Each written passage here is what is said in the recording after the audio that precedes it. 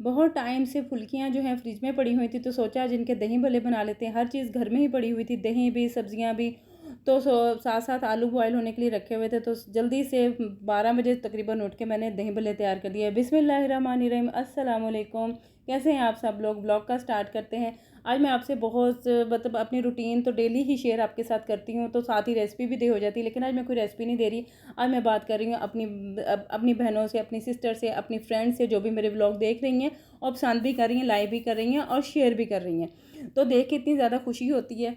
तो आप लोग देख के, मैं काफ़ी सारे व्लॉग देख रही होती हूँ अभी, क्योंकि पहले नहीं देखती थी। अभी जब लेटती हूँ, फ्री होती हूँ, तो स्क्रॉल करती हूँ, तो काफ़ी सारी नई यूट्यूबर्स अल्हम्दुलिल्लाह वो स्टार्ट कर रही हैं अपना यूट्यूब जर्नी। तो है तो काफ़ी ज़्यादा मुश्किल, और उनके व्लॉग चल भी रहे हैं, लेकिन मेरा मकसद ये कहने का है कि ना, हम लोग अपनी लाइफ एक्सपीरियंस जो होते हैं वो शेयर कर रहे हैं। लड़की मैंने काफ़ी सारी देखी, वो अपनी रूटीन के साथ साथ अपनी जो लाइफ के अप एंड डाउन होते हैं वो भी शेयर कर रही होती हैं।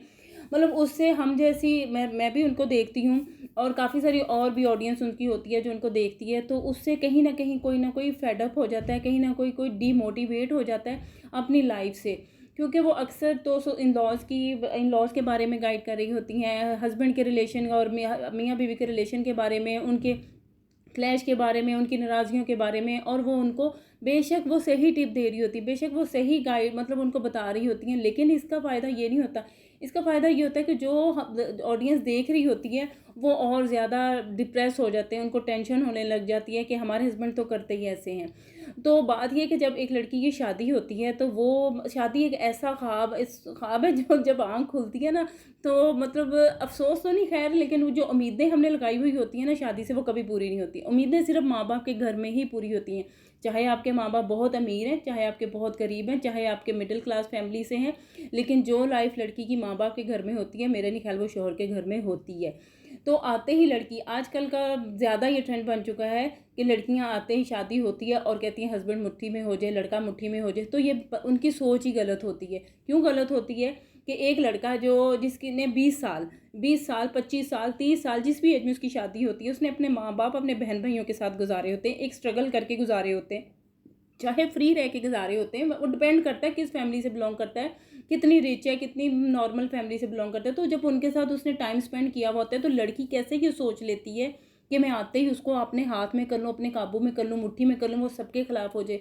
सबके खिलाफ करना भी कितनी अजीब सी बात होती है कि आप एक अलग फैमिली से आई होती हो, आपके घर के रूल्स अलग होते हैं, आपके घर के जो डिसिप्लिन और जो माँ बाप ने जो भी तय किया था वो अलग होता है। आप जब सेकंड फैमिली में जाते हो, वो बिल्कुल उनके घर के रूल्स अलग होते हैं, तो जाके काफ़ी टेंशन होती है, काफ़ी बंदा डिप्रेस होता है, और फिर उनको चेंज करने की कोशिश करता है। तो मेरे ख्याल में कुछ चेंज हो पाता है, क्योंकि इतनी मेहनत के बावजूद भी आप चेंज नहीं कर पाते। और हाँ, एक टाइम आ भी जाता है, मतलब स्टार्ट में जो लड़का होता है या वो कब बीवी के हाथ आ भी जाता है, वो कहता भी है कि हाँ जो तुम कह रही हो वो सही कह रही हो। वो थोड़ा थोड़ा बहन भाइयों से दूर भी होने लग जाता है, माँ बाप की बात को भी गलत साबित करने लग जाता है कि नहीं आप यहाँ गलत हैं।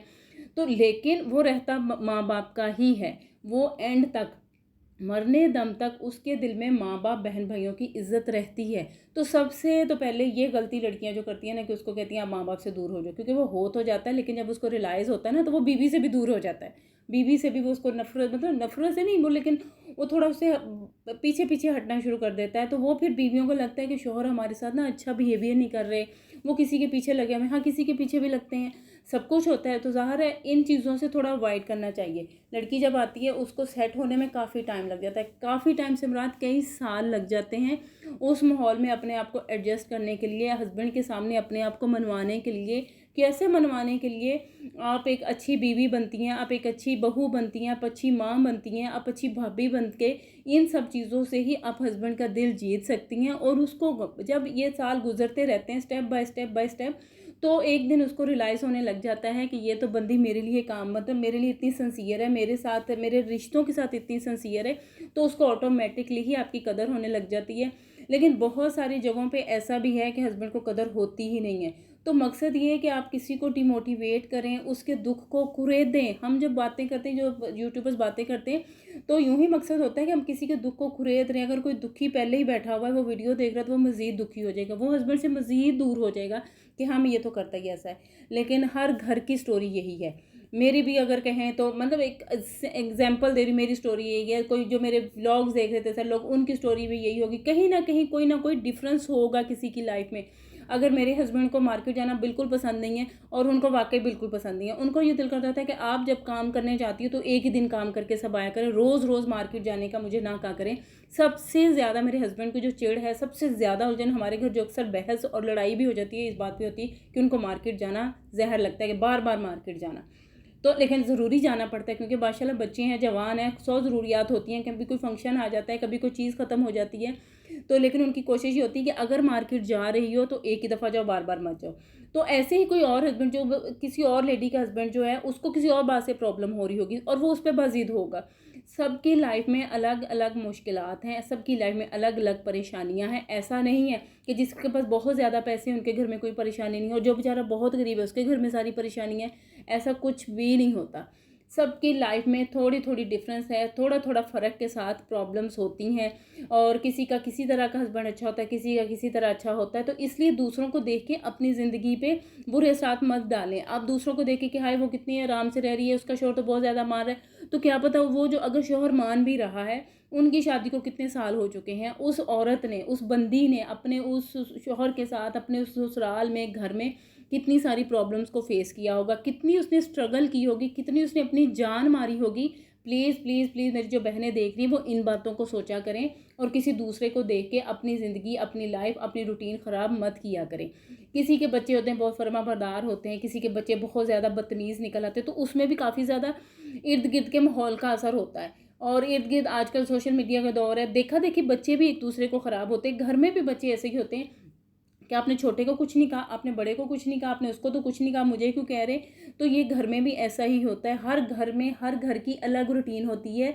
कहीं पे बहुत अच्छा माहौल चल रहा होता है कि अब थोड़े थोड़े फ़र्क के साथ सबके घरों में प्रॉब्लम्स चल रही होती हैं और आगे से आगे तो निशानियां ही क़यामत की ज़ाहिर हो रही हैं, जिसमें तो अपना ही खून सफ़ेद हो जाता है। तो इसलिए बी मोटिवेट रहें, अपने अपनी ज़िंदगी में खुश रहें, किसी को देख के मुतासर मत हों। हाँ, जेलिस मत हों, हसद मत करें। मुतासर हो, आप कोशिश करें, आप अपने अल्लाह से मांगे, दिल खोल के मांगे। जो 70 माओं से ज़्यादा प्यार करता है वो तो आपको दे ही देगा ना इंशाल्लाह। बंदों से उम्मीद लगानी ही छोड़ दें, किसी से मांगना ही छोड़ दें कि हाँ वो मेरी उम्मीद पूरी करेगा। ये भी बहुत बड़ी गलतफहमी होती है कि कोई हमारी उम्मीद पूरी कर देगा। अल्लाह के सिवा हमारी उम्मीद कोई नहीं पूरी करता। और अल्लाह से ही मांगे, नमाज़ पढ़ें, कुरान पाक पढ़ें, अल्लाह के ज़िक्र करें, ज़िक्र अज़कार करें और अपने दिल से अल्लाह से मांगें तो अल्लाह ताला ज़रूर नवाजता है। मेरी लाइफ में जितना कुछ भी होता रहे, जो मैंने शादी से पहले बातें की हैं, जो मैंने शादी के बाद बातें की हैं, तो जो मैं ऐसे बातें करती हूँ, अल्लाह से मांगती हूँ, मेरे ख्याल में 100% तो वैसा ही हुआ है। मेरे ख्याल मेरे साथ जो हुआ है, मैं अपने आगे बहुत सारे व्लॉग में आपको बताऊंगी कि मैं शादी से पहले जो बातें करती थी तो तकरीबन वो 85-75% सही हो गई थी। बिल्कुल ऐसे ही हुआ था जैसे ही अल्लाह ताला ने मेरी बहुत करीब होकर सुनी। तो आगे से आगे भी ऐसा ही होता है। तो अल्हम्दुलिल्लाह अल्हम्दुलिल्लाह मैं देखती सबको हूँ, कॉपी किसी को नहीं करती। लाख शुक्र है अल्लाह का ये कि जो अल्लाह से मांग लेती हूँ और जो सोच होती है उसके मुताबिक अमल कर लेती हूँ। और अपनी लाइफ में इतनी बिजी होती हूँ कि कोई टाइम ही नहीं मिलता कि दूसरे के साथ उसकी जाके क्या पूछें, उसकी रूटीन पूछें या उसके साथ उसके दुख बांटें। अपने ही दुख बहुत ज़्यादा होते हैं हर इंसान के पास। तो इसलिए भी मोटिवेट रहें। जो मेरी बहनें काम करना चाहती हैं यूट्यूब पे, वो ज़रूर काम स्टार्ट करें। वो उनको आइडिया हो जाएगा काम स्टार्ट करके कि काफ़ी मुश्किल काम है, लेकिन स्टेप बाय स्टेप वो सीख जाएंगे। मैं खुद अभी सीख रही हूँ, 1 साल तकरीबन मुझे हो गया है। तो आगे से आगे जो है ना काम अच्छा होता है, हम आगे से आगे सीखते हैं, हमें पता चलता है कि हमने वीडियो कैसे बनानी है, हमें जो क्लिप हमने रिकॉर्ड किए हुए होते हैं हमने उनको कलेक्ट कैसे करना है, हमने उन पर एडिटिंग कैसे करनी है, वॉइस ओवर कैसे करनी है। काफ़ी ज़्यादा ना ये टाइम कंज्यूमिंग काम होता है और सीखते सीखते ही बंदा सीखता है, किसी के सिखाने से कुछ भी नहीं आता। तो साथ साथ सारा किचन का काम भी हो चुका था। पूरे दिन की जो रूटीन होती है मैं आपके साथ ये सिर्फ 9 मिनट में शेयर करती हूँ, 9 से 10 मिनट में शेयर करती हूँ। लेकिन आप देखें दिन माशाल्लाह 12-13 घंटे का होता है। अभी तो रात स्टार्ट हो जाती है तो कितने ज़्यादा काम होते होंगे। तो इसी तरह ये सालन भी आपके पास बन चुका था, साथ साथ नमाज़ भी पढ़ ली थी। अब मैं गोश्त चेक कर रही हूँ कि ये गल चुका है, तो गल चुका था तो मैंने इसकी हल्का सा चूल्हा चला के छोड़ दिया था। बस यही था आज का मेरा व्लॉग, यही थी मेरी आज की रूटीन। व्लॉग पसंद आए तो प्लीज़ लाइक, सब्सक्राइब और शेयर ज़रूर करें। बेल आइकन के बटन को भी ज़रूर प्रेस करें और ताकि न्यू आने वाले व्लॉग देख सकें, एंजॉय कर सकें। मिलूंगी आपके साथ नेक्स्ट व्लॉग में इंशाल्लाह।